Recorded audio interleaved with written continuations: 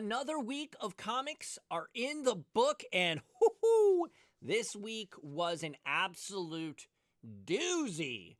Thank you all so much for tuning in. My name is Alex. This is Graphic Novel Collector, and if you like reviews, previews of weekly comic books alongside top 10 videos and deep dives into your favorite comic book creators, consider subscribing. And if you enjoy this, you get value out of it. Maybe it points you in the right direction of a new comic book. Like the video, and of course, let me know, what are you picking up this comic book week from your local comic shops? I don't want to waste any more of your time with the YouTuber mumbo jumbo. So with that being said, let's jump into this video with the pick of the week. And it is none other than Radiant Black. Issue number 30 and 31. These two books, 30 and 31, or 30 and 31, I don't know. These are perfect comic books. This is 3 years of storytelling. 3 years of angst and who is going to be the actual Radiant Black. It all comes to a head within the pages of these two books. Now, when they first started doing the 0.5 issues, I thought I was as skeptical and cynical as probably you would be as well. But holy smokes. After maybe one issue of those, it was like, oh wow, these books are completely different worlds. Yes, the timelines were split, and at first I thought it was going to be a gimmick, but these two books, these two worlds, you couldn't write a better story. Kyle Higgins, Clark, Costa, and Figueredo absolutely crushed it on this arc. They stuck the landing with the most epic hero landing pose you could ever get, and Radiant Black is among my favorite ongoing series. If you are a millennial and you are looking something that isn't from the big two for superhero books, I implore you, please check out Radiant Black. I have all of the trades. I am getting the hardcover that's coming out next week. I love this series. It encapsulates everything about being a millennial in a perfect, well-contained superhero comic that we just haven't seen. And quite honestly, this breaking up the issues, yes, they are getting $4 from you every week. Now, obviously, the Catalyst War is over, so we probably won't be seeing the 0.5 issues anymore. The timelines have been merged, but it was a risk. It was something fairly new in the comic book world, and they absolutely crushed it. It wasn't just a gimmick. It was telling two distinct storylines, two distinct narratives. And again, the folks that are running the Massiveverse, Kyle Higgins, Clark, Costa, Figueredo, absolutely stuck the landing. We have the end of the Catalyst War premiere. Well, you'll have to read the book. This isn't a spoiler review, but man, check out the interiors on this book. It's absolutely gorgeous. We have, just going to show some things, but I don't want to give too much away. Look at this splash page, folks. The art is absolutely gorgeous. Please do yourself a favor. Not even if you're a millennial, but if you like comic books about superheroes, I think Radiant Black is one of the most well-designed superheroes in comic books, not just Image or Indies. I think he is one of the most well-designed characters, superhero characters, in comic books today. He looks just so sick, and people have said, look, this is going to be an Invincible kind of story, and Robert Kirkman himself said that this is the next Invincible, but aside from that, this book is just so dang good. Everybody in this comic, everybody in this series, everybody in the Massiveverse has their own voice. There's a ton of different writers, whether you're reading Radiant Pink, The Dead Lucky, Rogue Sun, or Radiant Black. It doesn't matter. All of the books are pretty darn good, but these two issues specific absolutely stuck the landing. I was very skeptical, especially after all of the delays that it took to get to these two books. I can say very confidently, these two books, they absolutely stuck the landing, and it was worth the wait. It was almost better that I had to wait a little bit longer because the anticipation was so high. And when I tell you, we finally do get a definitive answer on who Radiant Black is going to be moving forward. And when I tell you the page before they revealed who it was going to be, it was the most tense, exciting, giddy moment of me reading comics this year. These are the two best books.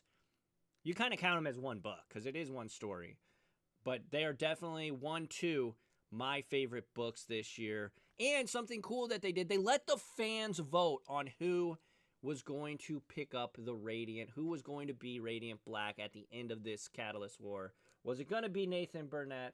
Was it going to be Marshall? You'll have to read to find out, but holy smokes, if you all want me to do a full spoiler episode on these two books like I did with Absolute Batman, let me know in the comments section. I would love, love, love to do it, but let me know. Radiant Black is absolutely phenomenal. It's not over yet either, so I am super stoked. Whew! These two books, mwah! Perfect ending. 5 out of 5 stars. Next up, Batman and Robin, year one. This would have been the pick of the week had it not been for Radiant Black. But Batman and Robin, year number one, by Mark Waid, artist Chris Samnee, and letters by Clayton Cowles and Chris Samnee. Let me just show you the art. Chris Samnee in his bag here. And of course, if you're not new to if you've been watching the channel, you know that I absolutely dig Mark Waid. This is basically the telling of exactly what it says. Year one, Batman and Robin. Robin is now the boy wonder. Dick Grayson is joining the Caped Crusader on his adventures. And what we have inside the pages of this book is absolute gold, to be honest. We have Commissioner Gordon calling out Batman. Batman's like, yo, I've got somebody with me. And it was awesome. It was absolutely awesome. I'll show you that page too. I don't want to show you too much, but Chris Samnee's art is incredible. The storytelling. I say this a lot when I review Mark Waid books. He has an excellent voice for the characters that he writes. He never takes on anything that he's, in too deep. I mean, he wrote Kingdom Come, for God's sakes. The guy knows how to write a good superhero comic, and I will say, though, the villain in this is pretty awesome. You'll know him almost immediately. There's no way you won't. I'm not going to spoil who it is because it was a treat to learn who it was, but absolutely, Batman and Robin, year one, absolute awesomeness. I dug this book a ton. I'll give this 4 stars. DC Comics, issue number 1. Honestly, if you're reading a Batman book right now and you want to just play one, if you just want to get one, Batman and Robin year one, I am confident to say Mark Waid, this story is in good hands with him. Chris Samnee, the art is awesome. Batman and Robin year one, 4 stars. Next up, we have Miles Morales, Spider-Man, issue number 25 by Ziegler and Vincentini. Black Panther comes to town. I don't think it's much of a spoiler to say that this is the issue where Miles gets the vibranium suit. So this is a first appearance of the vibranium suit. So this is probably going to be like a speculator book or whatever. I'm not a huge speculator or care about the financials of comic books. I just read what I like. That being said, I made sure to pick this one up. The art in here is awesome. Cody Ziegler's absolutely crushing it. There's some of the interiors on the art. But yeah, Black Panther comes. Of course, Miles is dealing with it. He's going through it right now. But there's an awesome action sequence. Basically, what happens at the very beginning, Miles going through his vampiric bloodlust right now. And of course, Black Panther wants to test him. So Black Panther literally cuts himself and sees if Miles can resist that thirst, that bloodlust. And guess what? It doesn't go well for Miles. He attacks him. They have a skirmish. And that's when we introduce a vibranium suit. And of course, there's some other things that happen in this book, but it was an awesome issue. Cody Ziegler's absolutely crushing it. The art is great as well. Frenetic, exciting, energetic. I'm really loving it. I enjoy when creators take risks with characters. I think that the fact that Miles is a vampire, and I don't know how long it'll last, probably a year or so, but I am excited that something has kind of changed the status quo with Miles' life. I don't know. I really enjoyed this book. I'll say 3.5 stars. And just so you know, 3.5 stars is a very good book. Like, I don't want to go giving out 5s and 4s all willy-nilly. So 3.5 stars, very solid book. Cody Ziegler, absolutely crushing it on this book. Next up, we have the Uncanny X-Men issue number 4. I did get the variant cover. I'm not usually a huge variant guy, but this is by writer Gail Simone, artist David Marquez, and color on by Matthew Wilson. But I absolutely am loving what Gail Simone is doing here. And I sound like a broken record every time I review these books, but she understands. When I say a voice for the characters, I mean, she literally knows how these people are supposed to talk.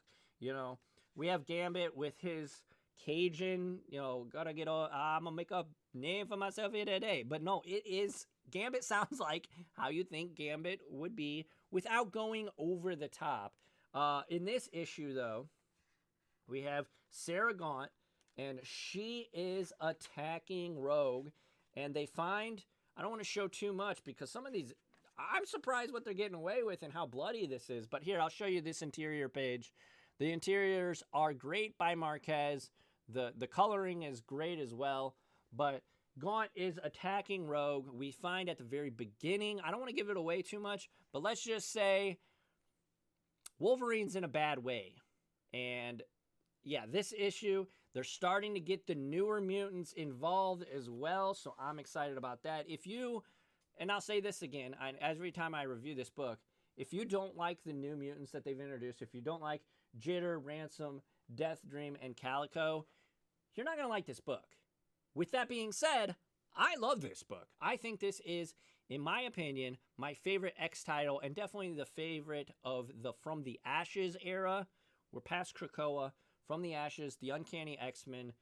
Issue number 4, it was excellent. Gambit's in it. We got all the heroes that we were promised. We got Jubilee, Gambit. We've got Nightcrawler, Wolverine, Rogue, all of the new ones as well. I'm actually absolutely digging this. They're hunkered down at the cottage, at the house that we were introduced to in issue number 1. So all the main players are still here, and I'm really excited for the future of this. Gail Simone's absolutely crushing it on this book, and she has heart. This book has heart too, which it's not all just punches and, mutant superpowers. There's heart in this book. I really appreciate what Gail Simone's doing. Keep it up, Gail. This is excellent. Uncanny X-Men, issue number 4. I'll give this solid 3.5. I'm really liking what's happening here. I did want to shout this out. This is a second printing of The Moon is Following Us, issue number 1. The reason I picked this up is because of the amazing artwork here. This is an homage cover to Daniel Warren Johnson's first issue on Transformers. As you can see, if you know that cover, you know that cover. This was Optimus Prime, but Daniel Warren Johnson, any Daniel Warren Johnson cover, I'm going to want to pick up. So The Moon is Following Us, issue number 1. I will say overall, give a little review. Excellent book. Excellent book. If you are a parent and you read comics, this is must read right here. Peak. I love this. Think Inception plus The Matrix and mix it all up with high fantasy. It's so sick. I really, really enjoyed it. Some sci-fi elements too. It's a trip. I liked it. Daniel Warren Johnson is one of those writers at this point, like Ed Brubaker to me, where I don't even need to know the premise of the book. I'm gonna just get it. If it's a new series, I'm just gonna check it out even if I don't necessarily really love the characters, like with Beta Ray Bill, I'm all in. This book was great. They're setting Daniel Warren Johnson, Riley Rossmo, and Mike Spicer. They're setting up something really epic, and I can just feel it's going to break your heart. It's going to break your heart. Here, I'll show you the interiors real quick. Daniel Warren Johnson does have some interior art as well, but you got to read the story. I don't want to give away any spoilers. Check out The Moon is Falling. This was a 5 out of 5 book. 5 out of 5 books, but this is a second printing. But yeah, Moon is Following Us is excellent. Alrighty, and last but certainly not least, we have Ultimate Spider-Man issue number 10. Almost forgot about this one because this week was so good. We've got Jonathan Hickman, and Chichetto is not on the interior art in this one. No, instead it is David Messina. Color is still Matthew Wilson, though. And this is very similar. I forget which issue, but the issue that we had where there was just a long conversation. It was a long conversation in a diner. This is very similar vibes. I will say this issue is better than that issue because we are starting to uncover who owns what in terms of Stark Industries, in terms of Oscorp, why Oscorp would potentially want to own Stark Industries and have some of the tech.